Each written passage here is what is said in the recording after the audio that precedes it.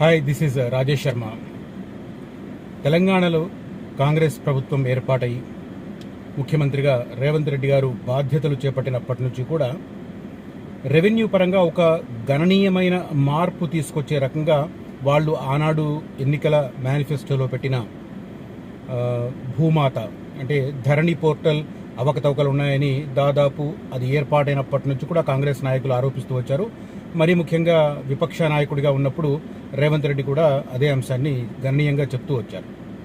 తర్వాత ఎన్నికల మేనిఫెస్టోలో ధరణి స్థానంలో భూమాత తీసుకొస్తామని చెప్పారు. కానీ ఏడాదిన్నర గడుస్తున్నా కూడా ఇంకా అతిగతి లేకపోవడంతో చాలామంది అసలు చేస్తారా చేయరా, ఎలాంటి కసరత్తు జరుగుతుంది, ఇలాంటి సందేహాలు, దానికి సంబంధించిన చర్చోపచర్చలు కొనసాగినాయి. అయితే ధరణి పోర్టల్ను ఒక ప్రైవేట్ ఏజెన్సీకి ఆనాటి ప్రభుత్వం అప్పగించడం వల్ల అవకతవకలు జరిగాయని చెప్పి కాంగ్రెస్ నాయకులు చాలా సందర్భాలలో ఆరోపించారు. అయితే గవర్నమెంట్ మారిన తర్వాత ఈ నెక్స్ట్ పోర్టల్ మెయింటెనెన్స్ని సెంట్రల్ గవర్నమెంట్ ఒక ఏజెన్సీకి ఇస్తున్నారు అని ప్రచారం జరిగింది. దానికి సంబంధించి కొన్ని కథనాలు కూడా వచ్చాయి. సరే, ఏదేం జరిగినా కూడా ధరణి స్థానంలో భూమాత ఎప్పుడు అనేది చాలా క్యూరియాసిటీ జనరేట్ చేసింది. లేటెస్ట్గా అంబేద్కర్ జయంతి రోజైన ఏప్రిల్ 14 నాడు దాన్ని భూమాత పోర్టల్ని ఆవిష్కరించబోతున్నారు.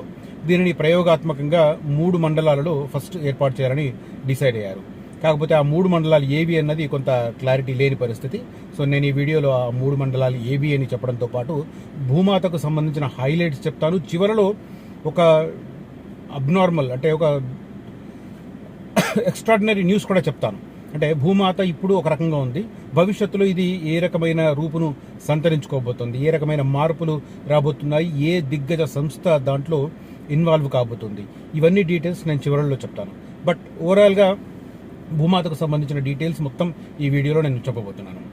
ఇక వీడియో కంటెంట్ స్టార్ట్ చేసే ముందు ఫ్యూచర్ సిటీతో పాటు శ్రీశైలం హైవేలో ఉన్న ప్రధానమైన కేంద్రం కడతాల్ దగ్గరలో మనకు ఒక 12,000 నుంచి 18,000 మధ్య వెల్ డెవలప్డ్ డిటిసిపి వెంచర్లు ఉన్నాయి.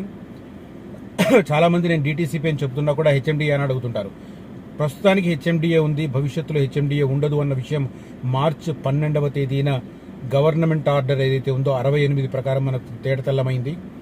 రీజనల్ రింగ్ రోడ్ అవతల 3-4 కిలోమీటర్ల వరకు, ఇంకా చెప్పాలంటే 5 కిలోమీటర్ల వరకు కూడా గ్రోత్ కారిడార్ను కలుపుకుంటే హెచ్ఎంఆర్ రీజియన్ కాబోతోంది, అంటే హైదరాబాద్ మెట్రోపాలిటన్ రీజియన్ కాబోతోంది. అప్పుడు ఈ పరిధిలో డిటిసిపి ఉండదు, హెచ్ఎండిఏ ఉండదు, కంప్లీట్గా హెచ్ఎంఆర్ పరిధి కాబోతోంది. కాబట్టి ఇప్పుడు ఏ వెంచర్ అని ఆలోచించడం కాదు, డిటిసిపి అయినా హెచ్ఎండిఏ అయినా ప్రస్తుతానికి అవి ఫ్యూచర్లో హెచ్ఎంఆర్ వెంచర్స్ కాబోతున్నాయి.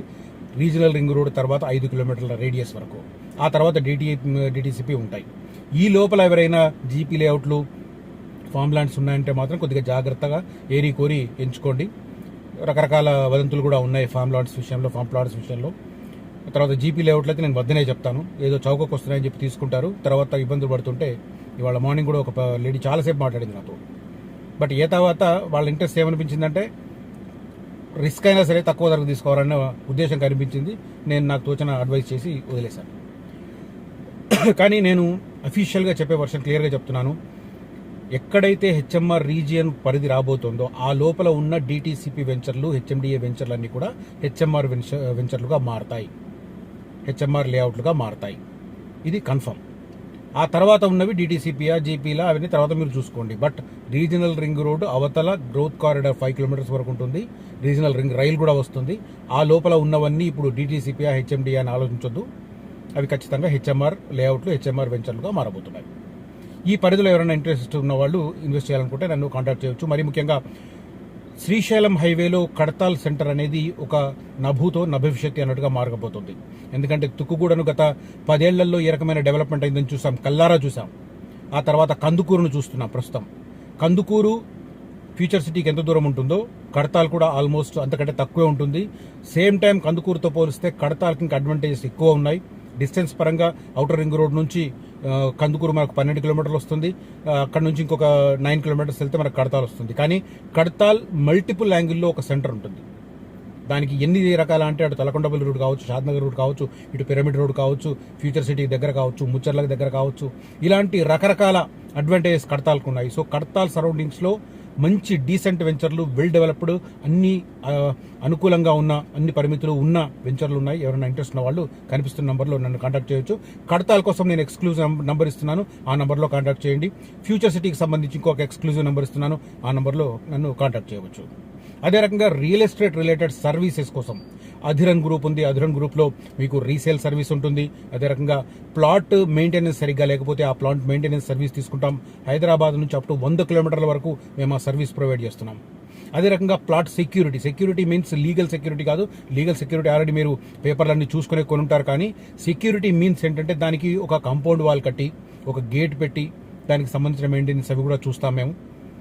దాంతోపాటు మీకు లీగల్ అడ్వైస్ కావాలన్నా, ఎవరైనా వెంచర్ వేయాలనుకుంటే దానికి సంబంధించిన డెవలప్మెంటల్ యాక్టివిటీ టేకప్ చేయాలనుకున్నా, లేదు వాస్తు అడ్వైస్ కావాలనుకున్నా, ఎవరైనా కన్స్ట్రక్షన్ సపోర్ట్ కావాలనుకున్నా కూడా Adhiran group office Nagole metro station దగ్గరే ఉంటుంది. నాగోల్ మెట్రో స్టేషన్ నుంచి వాకబుల్, శిల్పారామం పక్కనే ఉంటుంది. ఎవరైనా దానికి సంబంధించిన సర్వీసులు కోరుకుంటున్న వారు కనిపిస్తున్న నంబర్లో నన్ను కాంటాక్ట్ చేయవచ్చు. ఇక ఈనాటి కంటెంట్ విషయానికి వస్తే, భూమాత పోర్టల్ మనకు ఏప్రిల్ 14వ తేదీ అంబేద్కర్ జయంతి సందర్భంగా ప్రారంభం కాబోతోంది. ప్రధానంగా ముందు 3 మండలాలలో దానిని ఇంప్లిమెంట్ చేసి జూన్ 2వ తేదీ తెలంగాణ రాష్ట్ర అవతరణ దినోత్సవం నాటికి రాష్ట్ర వ్యాప్తంగా భూమాతను విస్తరించాలని చెప్పి రాష్ట్ర ప్రభుత్వం సంకల్పంగా పెట్టుకుంది. ముందు ఏ మండలాలు 3 అంటే నాగార్జునసాగర్ మండలం, అదే రకంగా తిరుమలగిరి మండలం, దాంతోపాటు కీసర మండలం. ఈ 3 మండలాలలో ప్రస్తుతం దీన్ని ఇంప్లిమెంట్ చేయబోతున్నారు. మొదటి విడతలో భాగంగా ఇది క్రమక్రమంగా అట్లా పెంచుతూ పోయి ప్రధానంగా మనకు మిగతా వాటికి తీసుకెళ్లే ప్రయత్నం చేస్తూ ఉన్నారు ప్రభుత్వం తరపున. ఏకకాలంలో తెలుగు, ఇంగ్లీష్ అండ్ ఉర్దూ లాంగ్వేజెస్లో ఈ భూభారతి ఏదైతే ఉందో దీనికి సంబంధించిన డీటెయిల్స్ కనిపిస్తున్నాయి. ఏకకాలంలో 1 కోటి మంది పైగా బ్రౌజ్ చేసినా కూడా, ఒక్కసారి 1 కోటి మంది బ్రౌజ్ చేసినా కూడా అది సర్వర్ డౌన్ కాకుండా ఉండే రకంగా దాన్ని ప్రిపేర్ చేసినట్టుగా చెప్తున్నారు. పంటలకు ఆకుపచ్చ, సాగునీటికి నీలం రంగులతో లోగో ఏర్పాటు చేశారు. లోగోలో తెలంగాణ తల్లి విగ్రహానికి చోటు కల్పించారు. సైబర్ దాడులకు పట్ల అప్రమత్తంగా ఉండే రకంగా చర్యలు తీసుకుంటున్నారు. అదే రకంగా ముఖ్యమంత్రి రేవంత్ రెడ్డి కీలకమైన అడ్వైస్ చేశారు, దానికి అనుగుణంగా ఆవిష్కరిస్తున్నారు. నాగార్జున సాగర్, తిరుమలగిరి, కీసరలో పైలట్ ప్రాజెక్టు 566 రైతు వేదికల ద్వారా దీనికి సంబంధించిన ప్రచారం జరగబోతుంది. అదే రకంగా జూన్ 2వ తేదీ నుంచి ఈ భూభారతిని రాష్ట్ర వ్యాప్తంగా విస్తరిస్తాం. ప్రజా ప్రయోజనాలు కాపాడేందుకే కొత్త చట్టం. మేలో గ్రామ పరిపాలన అధికారుల నియామకం.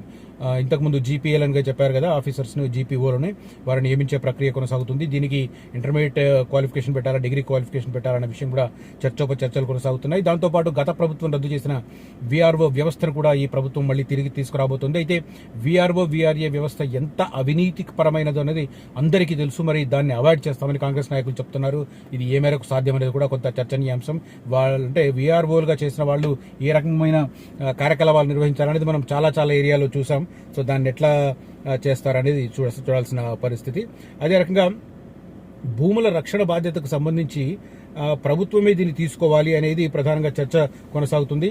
ఎన్నికల్లో హామీ ఇచ్చినట్లుగానే ధరణిని బంగాళాఖాతంలో వేసి అందరికీ ఆమోదయోగ్యమైన భూభారతి చట్టాన్ని తీసుకొస్తున్నాం. రెవెన్యూ మంత్రిగా సరే ఆయనకు సంబంధించి చెప్తున్నాడు. మొత్తం మీద ఇది ఒక కీలకమైన పరిణామం. మన తెలంగాణ రాష్ట్రంలో సర్వేయర్లకు సంబంధించిన కొరత చాలా ఉంది. చాలా చోట్ల భూముల లెక్కలు తీయడానికి కావచ్చు, అదే కొలతలు వేసేందుకు కావచ్చు, సర్వేయర్ల చుట్టూ తిరగాల్సిన పరిస్థితి. ఒక సర్వేయరే ఉండడం, బాధ్యతలు ఎక్కువగా ఉండడం వల్ల వారికి సరైన సమయంలో రాకపోవడం వల్ల కూడా చాలా సందర్భంలో ఇబ్బంది ఉంది. సో కర్ణాటక ప్రభుత్వం ఇటీవల 17,000 మంది సర్వేయర్లను నియమించింది. అయితే తెలంగాణలో మొదటి విడతగా 6,000 మంది సర్వేయర్లను నియమించడానికి చర్యలు తీసుకుంటున్నారు. వీళ్లకు 90 రోజుల పాటు జిల్లా కేంద్రాల్లో శిక్షణ ఇచ్చి ఆ తర్వాత వారికి లైసెన్సులు మంజూరు చేసే పరిస్థితి కనిపిస్తుంది.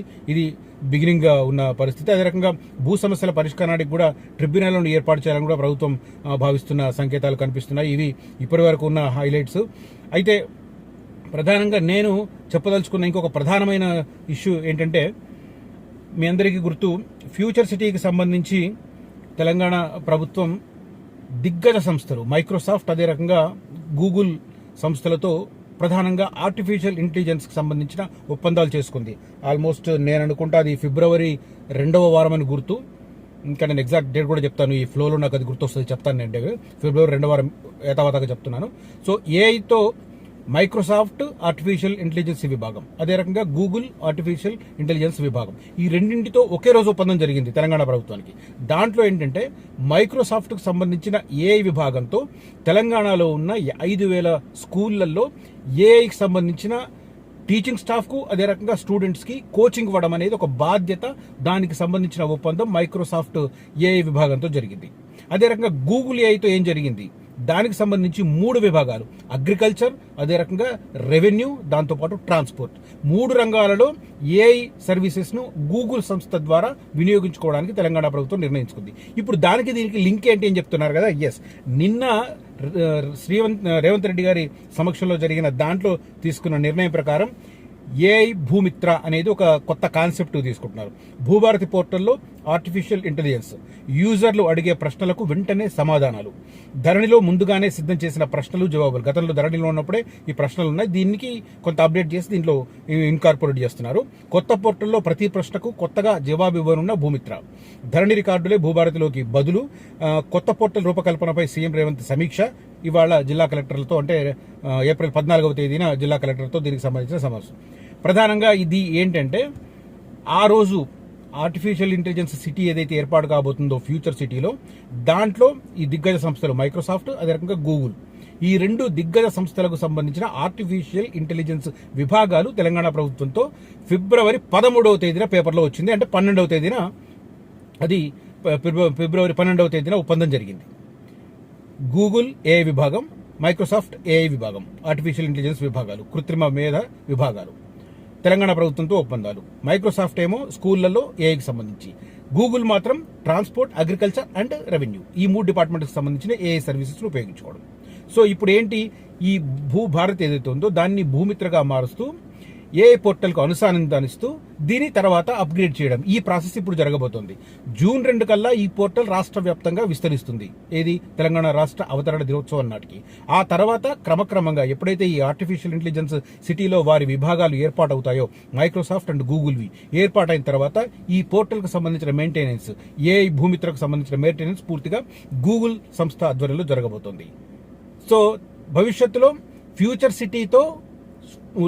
సిటీలో ఉన్న ఏ విభాగంతో entire Telangana revenue records artificial intelligence తో మనకు సర్వీసులు అందించబోతున్నాయి. ఇది లేటెస్ట్ డెవలప్మెంట్. నేను ఫైనల్ గా చెప్తానన్న అత్యంత ఇంట్రెస్టింగ్ డెవలప్మెంట్, అత్యంత ఆసక్తికరమైన సమాచారం. సో భవిష్యత్ ఎలా ఉంటుంది, ఇది ఇదమిత్తంగా వచ్చిన సమాచారం, అంటే పూర్తి స్థాయిలో రాలేదు, బట్ ఏదో కూలంకషంగా ఇంకా రావాలంటే టైం పడుతుంది. కొద్దిగా వచ్చిన ఇన్ఫర్మేషన్ ని నేను దీనికి అన్వయిస్తూ చేసిన ఇన్ఫర్మేషన్ ఇది. నా ఇన్ఫర్మేషన్, నా కంటెంట్ కనుక నచ్చితే ఈ వీడియోను లైక్ చేయండి, షేర్ చేయండి. అదే రకంగా కనిపిస్తున్న నంబర్లో నాకు కాంటాక్ట్ చేయడం ద్వారా మీకు అనుకూలమైన ఏరియాలలో పెట్టుబడులు పెట్టడానికి ప్రయత్నం చేయండి. వచ్చే 15 సంవత్సరాల పాటు ఫ్యూచర్ సిటీ వైపు రియల్ బూమ్ ఖచ్చితంగా కొనసాగుతుంది. Mark my words. Thank you for watching this video. Signing off Rajesh Sharma.